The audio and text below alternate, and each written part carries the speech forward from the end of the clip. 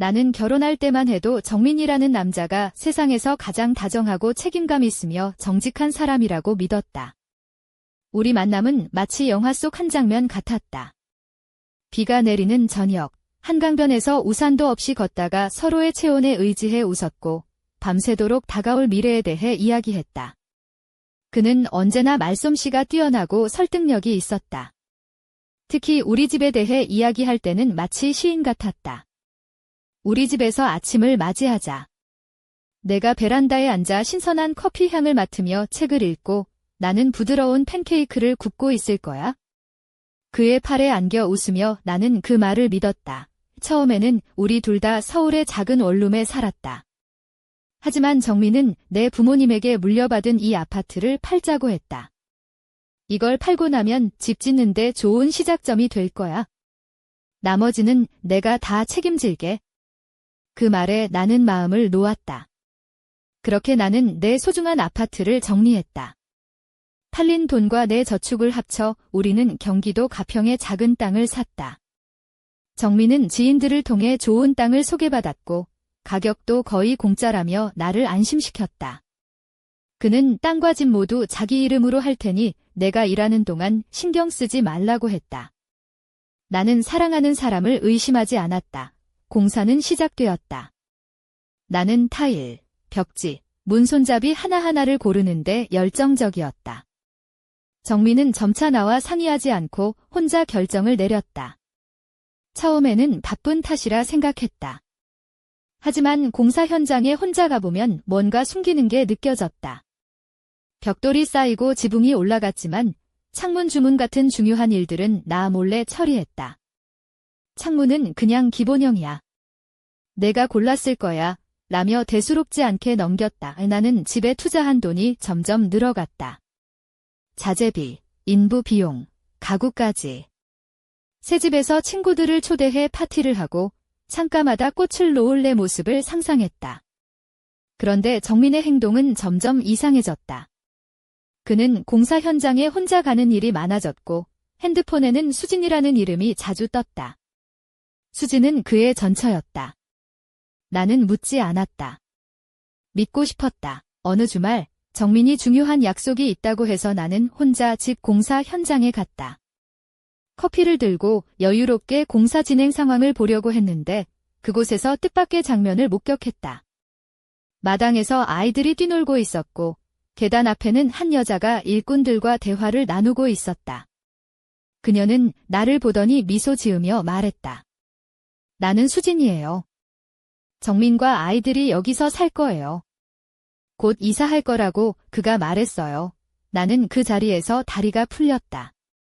무슨 말인지 이해가 안 됐다. 그럴 리가 없어. 집은 우리 집인데.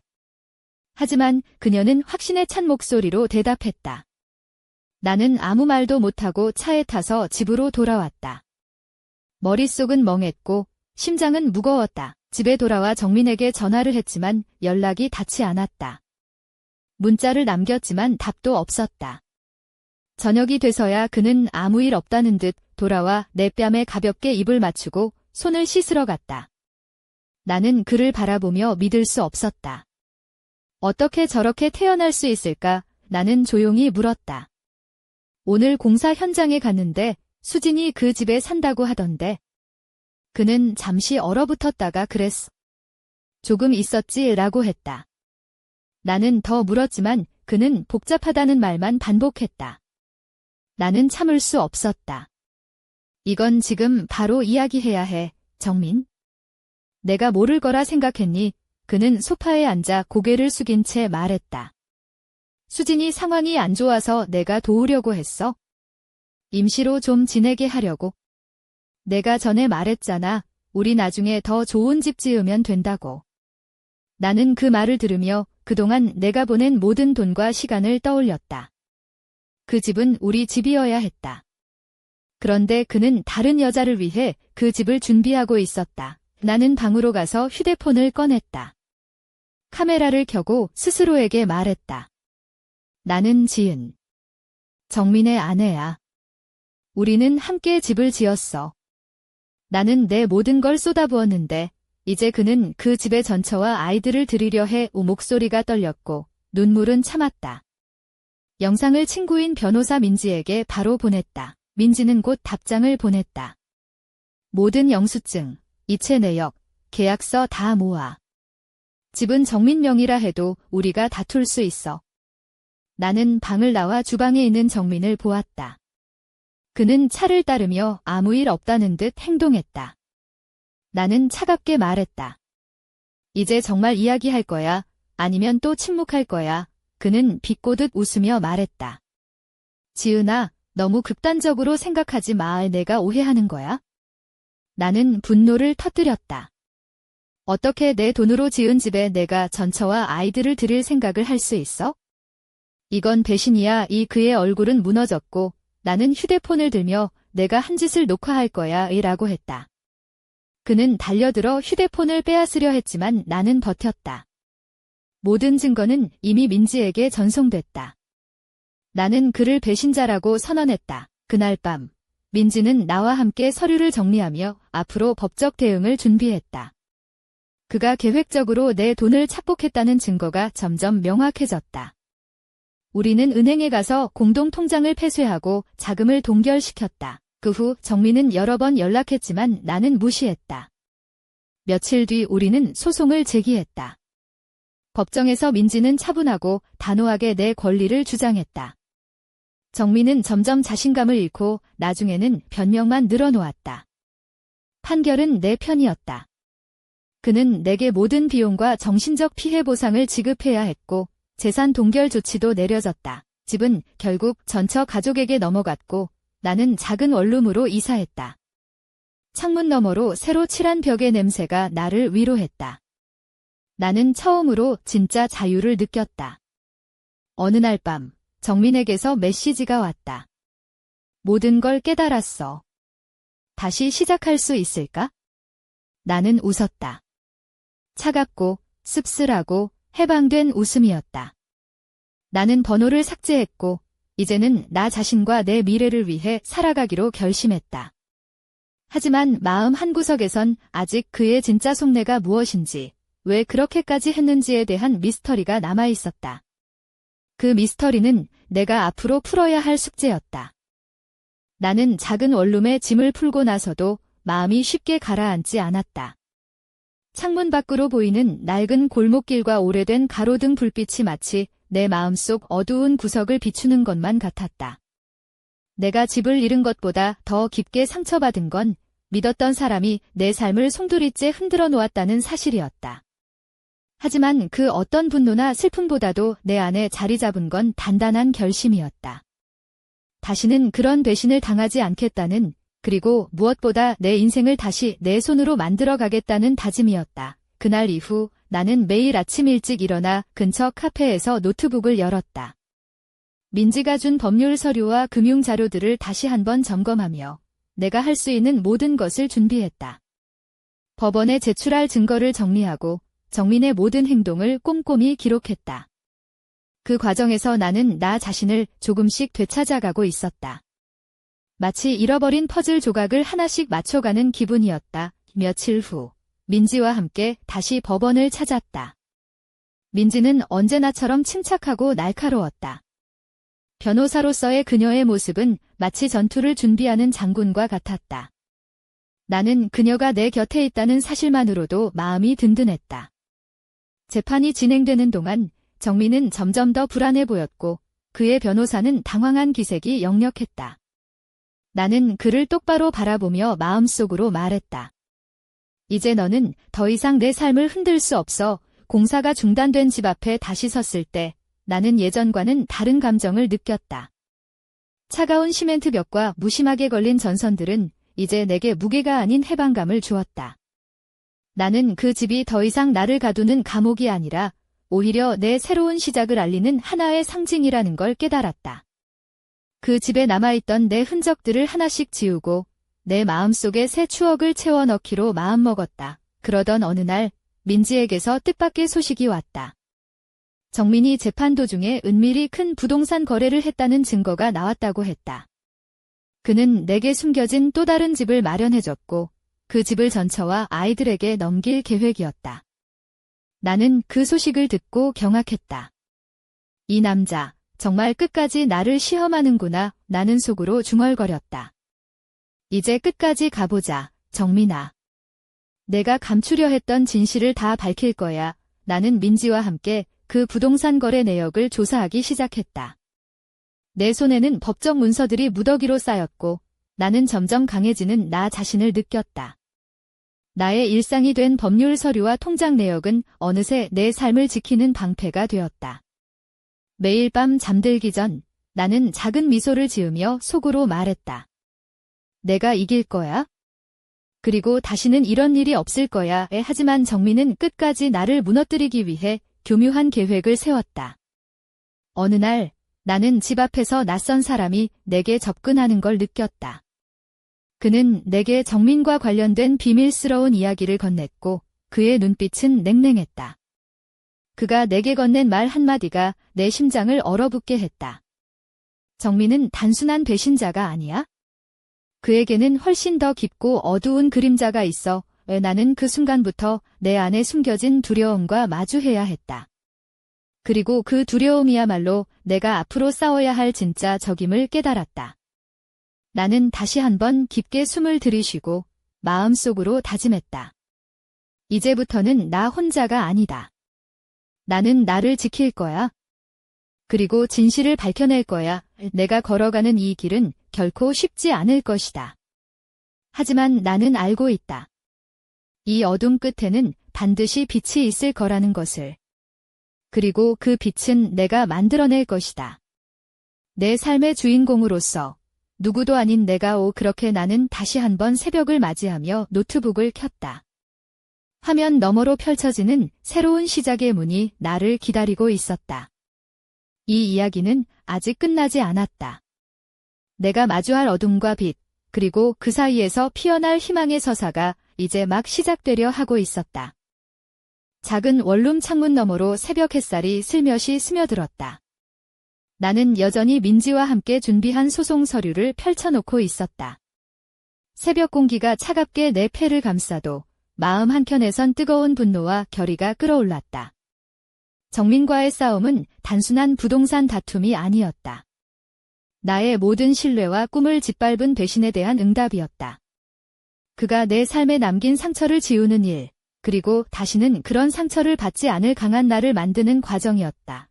재판이 진행되면서 나는 점점 더 냉철해졌다. 정민이 내 앞에서 어떻게 변명하든 나는 흔들리지 않았다. 그의 허세 섞인 목소리, 불안에 떨며 손을 부들거리는 모습이 오히려 나를 더 강하게 만들었다. 민지가 내 손을 꽉 잡아주던 순간 나는 비로소 나는 혼자가 아니구나라는 생각에 눈물이 핑 돌았다. 눈물은 슬픔이 아닌 결단의 눈물이었다. 그렇게 며칠이 지나자 정민이 감춰왔던 또 다른 진실이 서서히 드러났다. 그는 집값 상승을 노리고 내가 모은 돈으로 짓던 집뿐 아니라 다른 부동산까지 비밀리에 매입해 전처와 아이들을 위해 준비하고 있었다. 그의 계산된 배신에 나는 다시금 속이 끓어올랐다. 하지만 이번에는 달랐다. 나는 그저 당하기만 하는 피해자가 아니었다. 나는 그를 법의 심판대에 세울 준비가 되어 있었다. 나는 민지와 함께 증거를 모으고 새로운 소송을 준비했다. 은행 거래 내역과 계약서, 그리고 정민의 통화 기록까지. 모든 증거가 내 편이었다.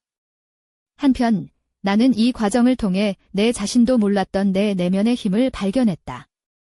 매일 아침 낡은 원룸에서 커피 한 잔과 함께 시작하는 하루는 이제 내게 새로운 희망이었다. 어느 날 나는 우연히 골목길에서 정민의 친구와 마주쳤다.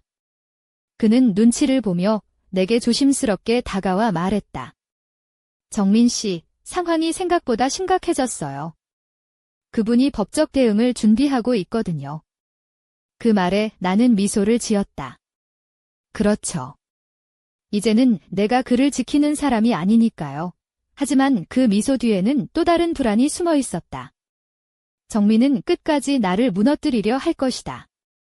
그의 계산된 거짓말과 숨어있던 어두운 비밀들은 아직 다 드러나지 않았다.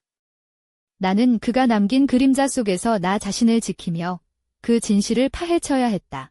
밤마다 나는 집 앞 골목을 걸으며 생각했다. 내 인생의 주인공은 바로 나 자신이라는 것을.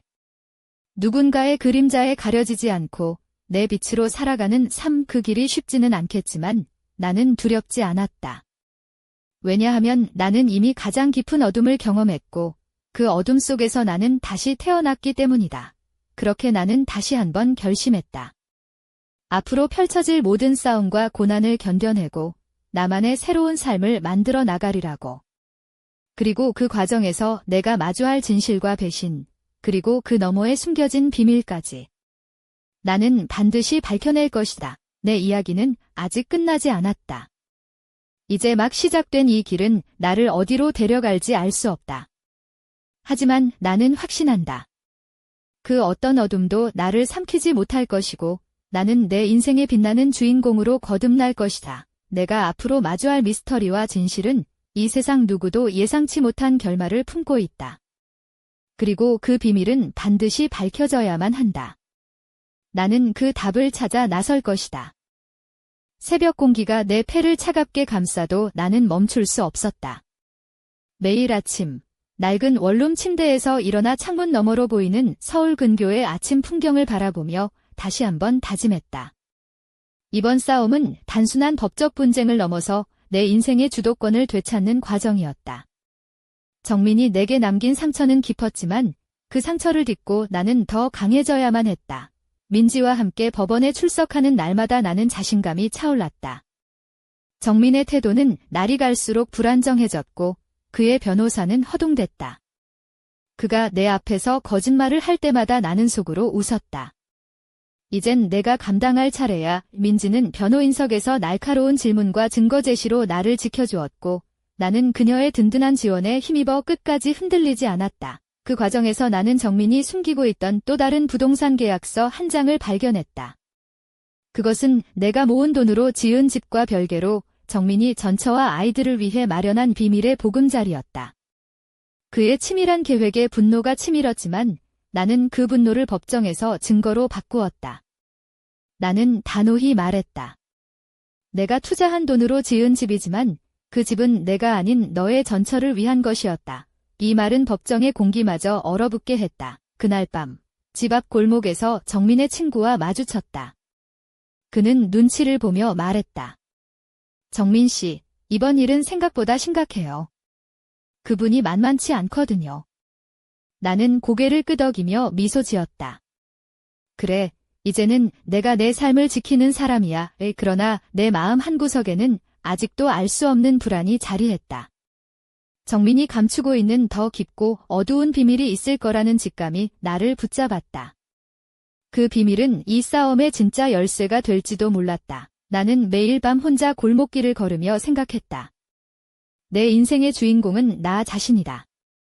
누군가의 그림자에 가려지지 않고 내 빛으로 살아갈 거야. 그 길은 쉽지 않겠지만 나는 두렵지 않았다. 가장 깊은 어둠을 경험했기에 그 어둠 속에서 나는 다시 태어났기 때문이다. 그리고 나는 다시 한번 다짐했다. 앞으로 마주할 모든 싸움과 고난을 견뎌내고 나만의 삶을 만들어가는 것, 그 과정에서 밝혀질 진실과 배신, 그리고 숨겨진 미스터리까지. 나는 반드시 그 모든 것을 밝혀낼 것이다. 내 이야기는 아직 끝나지 않았다. 이제 막 시작된 이 길은 어디로 나를 데려갈지 모른다. 하지만 나는 확신한다. 어떤 어둠도 나를 삼키지 못할 것이고 나는 내 인생에 빛나는 주인공으로 거듭날 것이다. 내가 마주할 미스터리와 진실은 세상 누구도 예상치 못한 결말을 품고 있다. 그리고 그 비밀은 반드시 밝혀져야만 한다. 나는 그 답을 찾기 위해 앞으로 나아갈 것이다.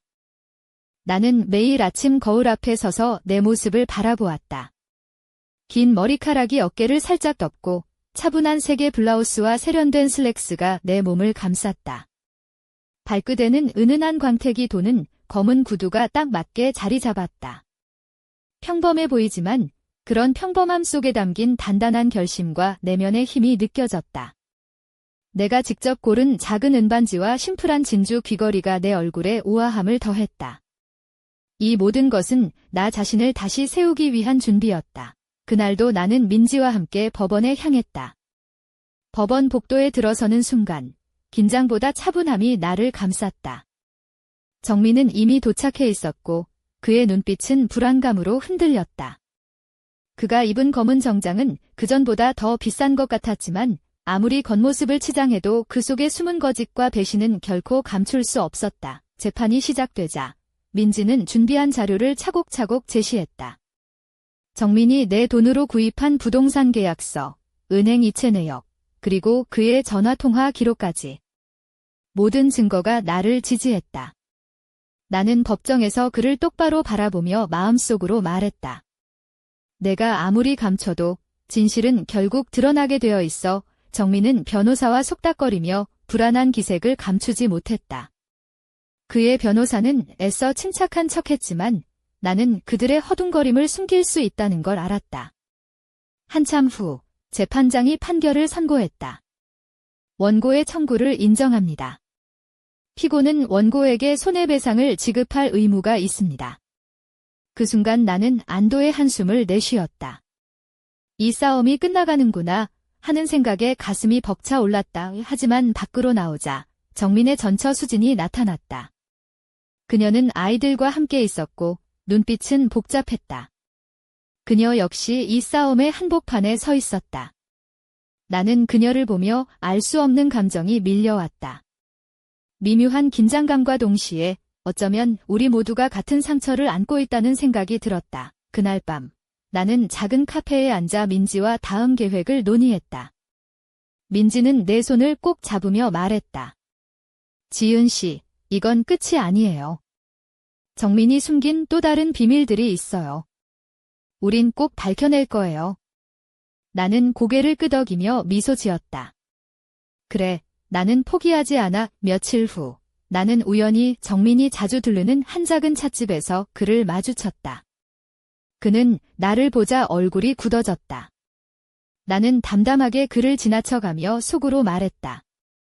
이제 내가 감당해야 할 시간이야. 이 집으로 돌아오는 길, 나는 문득 내 마음속 깊은 곳에서 느껴지는 이상한 기운을 감지했다. 마치 누군가가 나를 지켜보고 있다는 듯한 느낌. 그 기운은 불안하면서도 한편으론 나를 앞으로 나아가게 하는 힘이었다. 나는 그 힘을 믿기로 했다. 그리고 깨달았다. 이 싸움은 단순한 법적 분쟁이 아니라 나 자신과 마주하는 여정이라는 것을 나는 다시 한번 마음을 다잡았다. 앞으로 펼쳐질 수많은 진실과 마주할 준비를 하며 내 인생의 주인공으로서 한 걸음씩 나아가기로. 이 이야기는 아직 끝나지 않았다. 그리고 나는 이제 막 그 새로운 시작의 문을 열었다.